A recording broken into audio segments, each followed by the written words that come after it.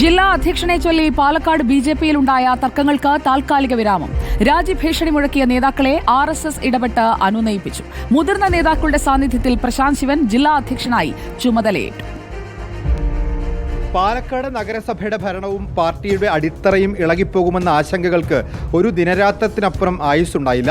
RSSന്റെ ശക്തമായ ഇടപെടൽ പാർട്ടിയെ ഒരു പൊട്ടിത്തെറിയിൽ നിന്ന് രക്ഷിച്ചു.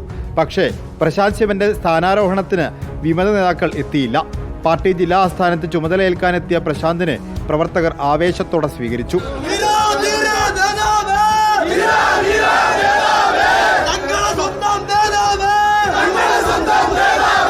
സംസ്ഥാന ഉപാധ്യക്ഷന്മാരായ ഡോക്ടർ പ്രമീള ദേവി, KS രാധാകൃഷ്ണൻ എന്നിവരുടെ സാന്നിധ്യത്തിലായിരുന്നു ചടങ്ങ്.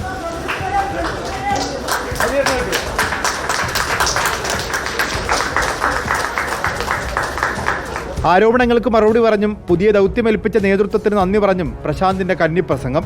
ഒരേ മനസ്സോടുകൂടി ഒരു ആദർശത്തിന് വേണ്ടിയിട്ട് നൂറുകണക്കിന് പ്രവർത്തകർ ബലിദാനികളായ ഈ കേരളത്തിന്റെ മണ്ണിൽ ഭാരതീയ ജനതാ പാർട്ടിയുടെ മുഴുവൻ പ്രവർത്തകരും ഒറ്റക്കെട്ടാണ്.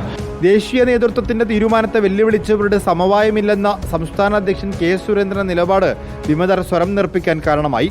എല്ലാം സമവായത്തിലായതോടെ പക്ഷേ പതിവ് പോലെ പഴി മുഴുവൻ മാധ്യമങ്ങൾക്ക്. ഞാനിപ്പോൾ ഒന്നും നിങ്ങളുടെ എല്ലാ ബഹുമാനവും സ്നേഹവും നിലനിർത്തിക്കൊണ്ട് എൻ്റെ മാധ്യമ സുഹൃത്തുക്കളോട് ഞാൻ സ്നേഹപൂർവ്വം പറയാണ്, ഞാൻ ഒന്നും പറയാൻ തയ്യാറ്. RSSന്റെ കൂടി താല്പര്യത്തിലാണ് മൂത്താൻ സമുദായ അംഗമായ പ്രശാന്ത് ശിവൻ ജില്ലാ അധ്യക്ഷനാവുന്നത്. പാലക്കാട്ട് വലിയ മാറ്റങ്ങളാണ് സംഘടന ഇതിലൂടെ പ്രതീക്ഷിക്കുന്നത്. PS Ranjith, reporter, Kozhikode.